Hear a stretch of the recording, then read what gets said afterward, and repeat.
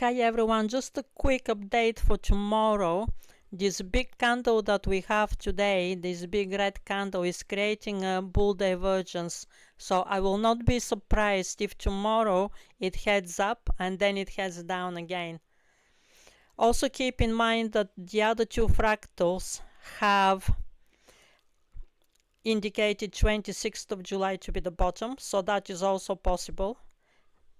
My point is that this is not set in stone. So far it's not invalidated. So far we continue to expect this trend line, but just be ready that it may be difficult to shape this bottom the way it is given here. This month is incredibly convoluted. The way we didn't have a defined trend here, from 14th of July we were on a downtrend until the 21st of July. Suddenly it pumped and then back on a downtrend. So this convolution that we're observing here is very likely to continue here, and we may not get a very clear local bottom here, because when I look in the daily time frames, there is a bit of confusion here exactly as to which date will be the bottom. So that is why unfortunately we have to play one day at a time. So today played according to the fractal. Today was the easiest day to predict in July, because we have this very serious bear cycle bottoming today on the 25th of July. And when we have such a serious bottom, that cycle actually was one of the reasons for my bearish expectations of July, and it was a very good reason, because when Mercury is on a down declination, usually it's very bearish. This July has made fools out of us astrologers who know the serious metrics of astrology. So anyway, you wouldn't believe it, but actually Mercury was on a bearish cycle up until now, and today is actually the bottom for that. So very possible that tomorrow we will have a reaction up as a result of making this bottom. When we experience some very nasty events in astrology, the next day doesn't have to be a good day. Just because it's one day away after something nasty, we get a reaction up. So today is the bottom of the Mercury declination, and on top of that we had two very bad cycles today. So we had the Sun opposition Pluto today, which has 73% probability of going down after the event. So we're expecting that to manifest because it is a very high percentage probability. So we are expecting down. But on top of that, we had another aspect today, which is very bearish, and that is Mercury Mercury squaring Black Moon Lilith. So out of so much bad, normally good happens. My point is that if we had only this aspect today, just this opposition, it was so much easy to follow the projection here. 73% probability of the trend continuing down for minimum one more day, minimum, and then 26 is secure, right? It's safe in the bag as a forecast. But this square makes today even worse, and when it makes it so much worse, it creates a bull divergence. When we get a very big red candle, that creates a bull divergence. So the next day we actually may get a little bit up. Don't be surprised if tomorrow heads up a little bit and we make a green candle tomorrow. That's what I'm trying to say, that it's too many bad events today. Mercury bottom and then these two bad aspects today. So tomorrow would be very natural if we make a bull divergence local, just for one day, and then head down again. And also let me show you here,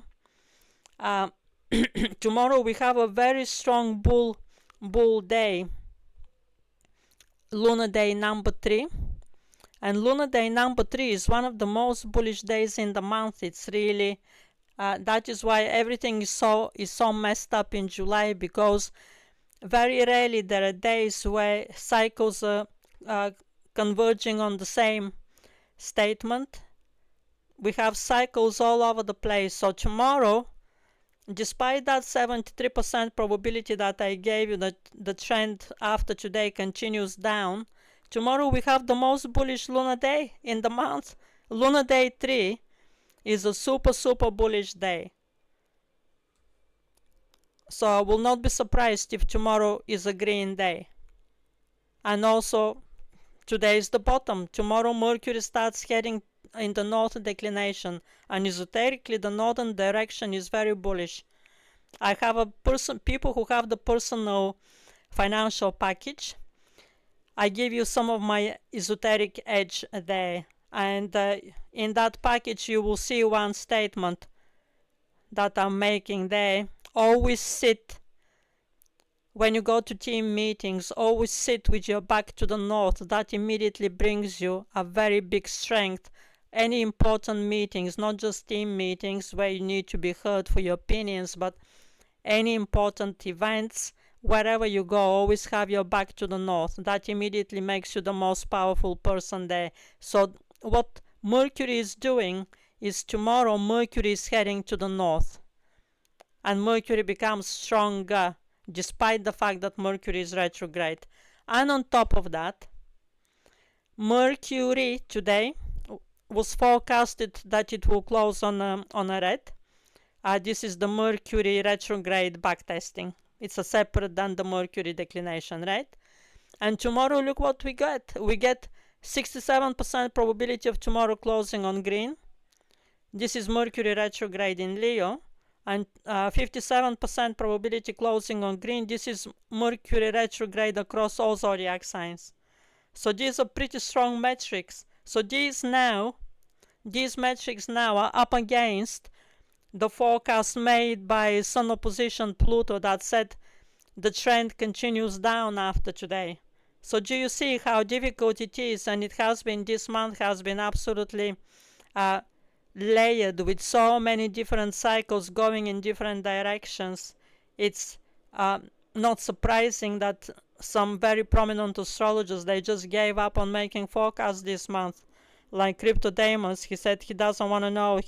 He's just not making forecasts anymore because it's just all over the place with these cycles. But I don't give up because I like checking, I like monitoring these cycles, how they play out, because tomorrow we will see which is the strongest cycle. Is it the Sun opposition Pluto that said that tomorrow is going down, or is it the Mercury retrograde that is saying that tomorrow will be closing on a green? But too many now confluences are gathering here, are converging to say that tomorrow will be a green day.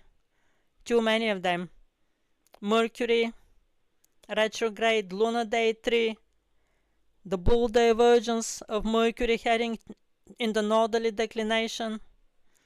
Too many. So I would say that tomorrow we're expecting a bull day, I'm afraid. Which means, tomorrow I mean 26th of July. What is the state of the moon tomorrow? Oh, tomorrow moon is entering Virgo. Wow, that is making it even more difficult to predict what's going to happen tomorrow. So let me just summarize this. If tomorrow is green, do not be surprised and do not invalidate this fractal. That's what I'm trying to say, because even if tomorrow the moon is in Virgo, we still may get a green candle tomorrow. The chance is, the probability is that tomorrow will be a green day, 26th of July. And then once the moon, because tomorrow the moon is in the early degrees of Virgo, it's not going to be conjuncting Ketu yet. Once the moon catches up with Ketu on 27th of July, then the probability then is that it will be low on 27th of July. But we have to take one day at a time. This July, it has been impossible to predict future days so far ahead. So we just take one day at a time. Tomorrow I'm expecting a green day. And if it doesn't happen, if the green day doesn't happen, even better, then we're just following this fractal. So that's all I wanted to highlight for you today, that it's very convoluted month. This is how it's gonna be for the rest of this month until we get out of the month of the goat. The goats are very sophisticated and very refined animals, and